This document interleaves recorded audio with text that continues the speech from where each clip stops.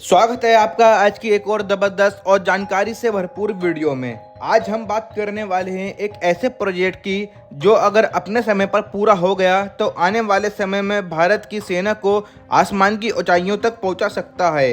जी हाँ दोस्तों, हम बात कर रहे हैं MRFA यानी multi role fighter jet aircraft programme की। लेकिन रुकिए, ये कोई आम प्रोजेक्ट नहीं है। इस प्रोजेक्ट की कहानी एक ऐसी कहानी है जिसमें आपको ड्रामा, थ्रिल, पॉलिटिक्स और ढेर सारा सस्पेंस देखने को मिलेगा। तो चलिए बिना देर किए शुरू करते हैं इस मिशन की पूरी कहानी को और आपको एकदम शुरू से आज तक की पूरी खबर बताते हैं। सबसे पहले समझते हैं कि आखिर ये MRFA है क्या। भारत की वायुसेना इस वक्त एक गंभीर संकट से गुजर रही है। आज हमारे पास सिर्फ 31 स्क्वाड्रन हैं और जबकि हमें ज़रूरत है कम से कम 42 स्क्वाड्रन की। इसका मतलब यह है कि हमें ज़रूरत है 756 फाइटर जेट्स की, लेकिन हमारे पास मौजूद हैं सिर्फ 558। और कुछ रिपोर्ट्स का कहना तो ये भी है कि असल में संख्या और भी कम है।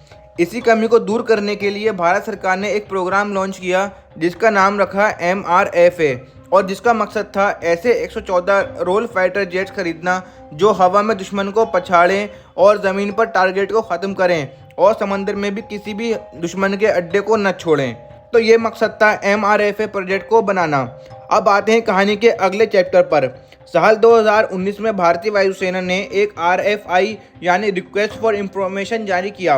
इसका मतलब था कि दुनिया की बेस्ट कंपनियों को बुलाया जाए और उनसे कहा जाए कि अपने अपने फाइटर जेट्स भेजो और हम उनमें से अपनी मर्जी से पसंद करके तुम्हारे फाइटर जेट्स को खरीदेंगे।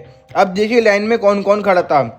अमेरिका का लॉकहीड मार्टिन अपने F-21 और बोइंग अपने FA-18 और सुपर हॉर्नेट व F-15X के साथ था। फ्रांस का डसॉल्ट एविएशन राफेल जेट्स और स्वीडन का ग्राइफेन ई।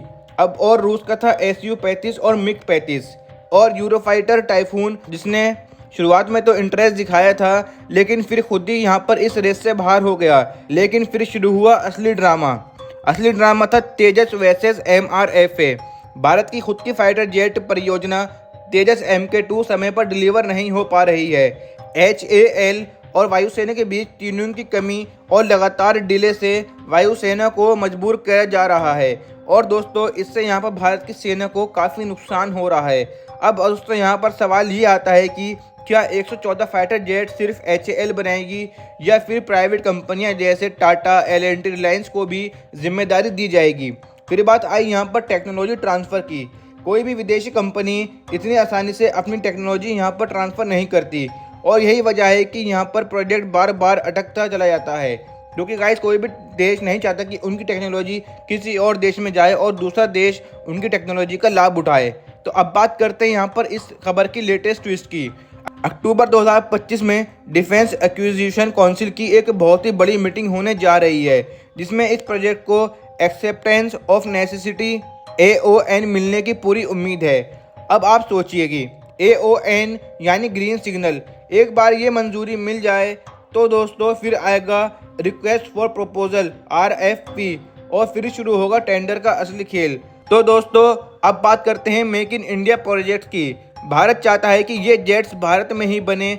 इसके लिए टाटा और डसॉल्ट मिलकर हैदराबाद में फैक्ट्री भी बना चुके हैं जहां पर राफेल के फ्यूजलॉज बनने शुरू हो गए हैं। अगर ये एक्सपेरिमेंट सफल रहा तो भारत न सिर्फ खुद के जेट्स बनाएगा बल्कि दुनिया को अपने फाइटर जेट्स एक्सपोर्ट भी करेगा, जो कि भारत की बहुत ही बड़ी प्लानिंग है और ये चुपके से चल रही है। भारत इस पर काफ़ी टाइम से यहाँ पर काम कर रहा है। तो दोस्तों ये थी MRFA की पूरी कहानी जिसमें आपको संघर्ष, रणनीति, भविष्य के प्लानिंग और भारत के आत्मनिर्भर बनने की उम्मीद आपको यहाँ पर इसमें दिख रही है। तो अगर आपको यह वीडियो पसंद आया हो और आप चाहते हैं कि भारत की वायुसेना और ताकतवर बने तो इस वीडियो को लाइक कीजिए, शेयर कीजिए और हमारे चैनल को अभी सब्सक्राइब कर लीजिए, क्योंकि ऐसी ही ज़बरदस्त कहानी हम आपके लिए लाते रहते हैं। तब तक के लिए जय हिंद, वंदे मातरम।